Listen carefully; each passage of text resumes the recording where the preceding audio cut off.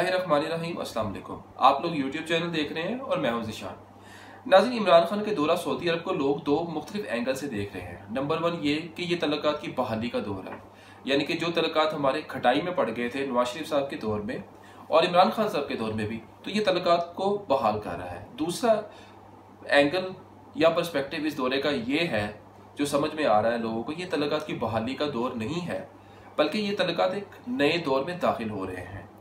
नाज़रीन, सऊदी अरब, इस सिलसिले में आपको बताता चलूँ कि सऊदी अरब ने जो अपने अंडे जो थे पहले सिर्फ अमेरिका और इसराइल की टोकरी में रखे हुए थे, अब वो अपने अंडे इस टोकरी से निकालना चाह रहे हैं, या दूसरे अल्फाज में ये कह लें कि वो किसी एक या दो टोकरियों में अपने अंडे रखना ही नहीं चाहते।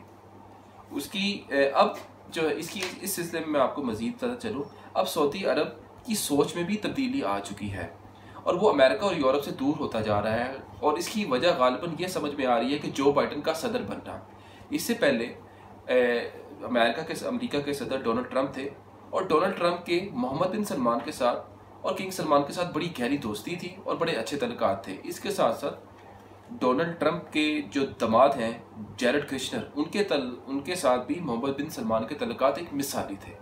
तो जब तक तो डोनाल्ड ट्रंप थे उस वक्त तो सऊदी अरब की बल्ले बल्ले थी और सऊदी अरब के जो अमेरिका के साथ तो और पूरी दुनिया के साथ तल्लुकात बड़े अच्छे जा रहे थे। लेकिन जो बाइडन का आना और जो बाइडन के आने के बाद सऊदी अरब और अमेरिका के तल्लुकात में सर्द मोहरी का मुजाहिरा देखा गया है और डोनाल्ड ट्रंप माज़रत के साथ जो बाइडन ने सऊदी अरब को एक साइड पर कर दिया, यानी कि पंजाबी में कहना है खुडे लाइन लगा दिया है।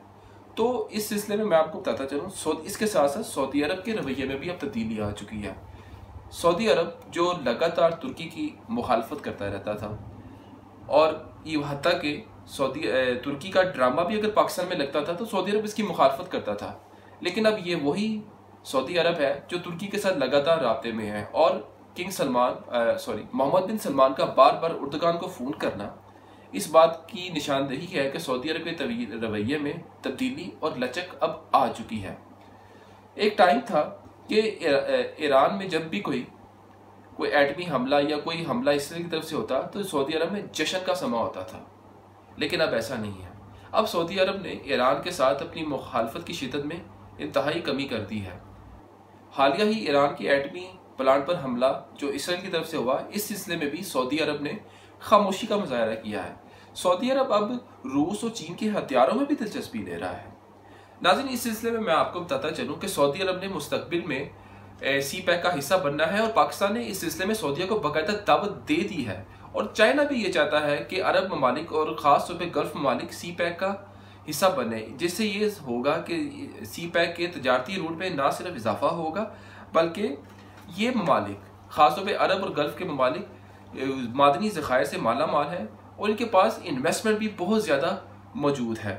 तो अगर ये ममालिक सेंट्रल एशिया और साउथ एशिया के साथ अपने आप को मर्ज करें तो खित्ते के लिए बहुत बेहतर होगा और ख़ासतौर पर इन ममालिक के लिए भी बहुत बेहतर होगा। 5 बुनियादी चीज़ें सऊदी अरब और पाकिस्तान के दरमियान तय पाई हैं इस तारीखी दौरे में जो कि इमरान खान ने सऊदी अरब का किया है। ये मैं आपको 5 बुनियादी चीज़ें, ये 5 बुनियादी मुआहदात क्या हैं, इनको मैं एक एक कर आपको बताऊँगा। सबसे पहला जी नंबर पर जो मुआहदा हुआ है जी MBS मोहम्मद बिन सलमान और इमरान खान के दरमियान, वो है जी Saudi Pakistan supreme coordination council का किया। माजी में क्या होता था नाज़रीन, पाकिस्तान और सऊदी अरब के तल्लुकात ऐसे थे जो कि सिर्फ हुक्मरानों के दरमियान चलते थे, यानी कि नवाज शरीफ साहब वज़ीर-ए-आज़म बनते थे तो सऊदी अरब ये समझता था कि हमारा बंदा आ गया है, अब हम जो चाहेंगे वैसा करेंगे। इसी तरह जब जरदारी साहब सदर बनते थे तो UAE वाले समझते थे कि हमारा बंदा आ गया है। तो जब ये प्रैक्टिस पाई गई तो PTI की गवर्नमेंट ने सोचा कि हम क्यों ना कोई ऐसा एक सिस्टम लेकर आए जिससे हमारे जाने के बाद भी हमारे दोस्त ममालिक के साथ यकसा किस्म के तल्लुकात रहें। तो इस सिलसिले में पाक सऊदी सुप्रीम कोऑर्डिनेशन काउंसिल के तहत एक टीम होगी जो पाकिस्तान और सऊदी अरब के तल्लुकात को आगे लेकर बढ़ेगी। ये बहुत बड़ी अचीवमेंट है नाज़रीन, जो कि PTI गवर्नमेंट की तरफ से की है, PTI गवर्नमेंट की तरफ से की गई है। इससे पहले माजी में जो हमारे तल्लुकात थे सिर्फ हुक्मरानों की हद तक होते थे, लेकिन अब ये पीपल टू पीपल कॉन्टेक्ट होगा और ये इस पर MBS मोहम्मद बिन सलमान और इमरान खान ने दस्तखत कर दिए हैं। तो इस सिलसिले में बताता चलूँ, जो दूसरा मुआहदा हुआ है पाकिस्तान और सऊदी अरब के दरमियान इस तारीखी दौरे में, वो है कैदियों की रिहाई का तबादला। वहाँ पर सऊदी अरब में पाकिस्तानी कैद हो जाते थे छोटे से जराइम में, या जराइम किए भी नहीं होते थे या बहुत बड़े जराइम में, क्योंकि उसकी बुनियादी वजह ये थी कि लोगों को, हमारे पाकिस्तानी लोगों को कानून का इल्म नहीं होता था, क्योंकि पाकिस्तान सऊदी अरब में ज़्यादातर पाकिस्तान का लेबर क्लास का तबका जाता है जिनको कानून का बिल्कुल इल्म नहीं होता। तो इस सिलसिले में इमरान खान ने पाकिस्तान सऊदी अरब में कायम पाकिस्तानी हाई कमीशन को एक्टिवेट कर दिया है कि मेरे बंदे अब कैद नहीं होने चाहिए, और ये मुआहदा इसी सिलसिले की कड़ी है। तो नाज़रीन, तीसरा मुआहदा जो है उसके में उस सिलसिले में मैं आपको बताता चलूँ, वो है जी मनशियात के जराइम। इस सिलसिले में ये कहा गया है कि जो बंदा सऊदी अरब से, जो बंदा या पाकिस्तानी सऊदी अरब से जो डिपोर्ट होगा मनशियात के जराइम के हवाले से, उसको पाकिस्तान में क्या सज़ा दी जाएगी, उसको कहाँ रखा जाएगा। इस सिलसिले में दोनों ममालिक की टीमें आपस में कोऑर्डिनेशन में रहेंगी, यानी कि राब्ते में रहेंगी। तो ये भी एक बहुत बड़ी डेवलपमेंट है, इससे जराइम की रोकथाम में कमी वाक़या होगी। चौथा मुआहदा जो है नाज़रीन, वो है इंसदाद मनशियात का। इस सिलसिले में मैं आपको बताता चलूँ कि बहुत सारे ममालिक के लोग जो सऊदी अरब में रहते हैं, उनको संगीन सज़ाएँ दी जाती थी जराइम के हवाले से, जराइम मनशियात के जराइम के हवाले से। तो इसमें भी दोनों ममालिक आपस में राब्ते में रहेंगे, पाकिस्तान और सऊदी अरब। पांचवा मुआहदा है नाज़रीन सऊदी डेवलपमेंट फंड। इस मुआहदे के तहत सऊदी अरब पाकिस्तान को $500 मिलियन फराहम करेगा तरक्की के लिए, और ये फंड एजुकेशन, इंफ्रास्ट्रक्चर और सोशल इंफ्रास्ट्रक्चर यानी कि समाजी बहबूद के शोबों में इस्तेमाल होंगे। सामिन, एक और बड़ा अहम राज मोहम्मद बिन सलमान ने इमरान खान साहब के साथ शेयर किया है, और उन्होंने कहा है कि मैं बहुत सारे बड़े मंसूबे शुरू करने जा रहा हूँ, जो कि ना सिर्फ सऊदी अरब में बल्कि इस खित्ते के अंदर, क्योंकि तेल की जो कीमत है वो अब मार्केट में उस तरह नहीं रह पाएगी जो पहले थी इलेक्ट्रिक कार आने की वजह से।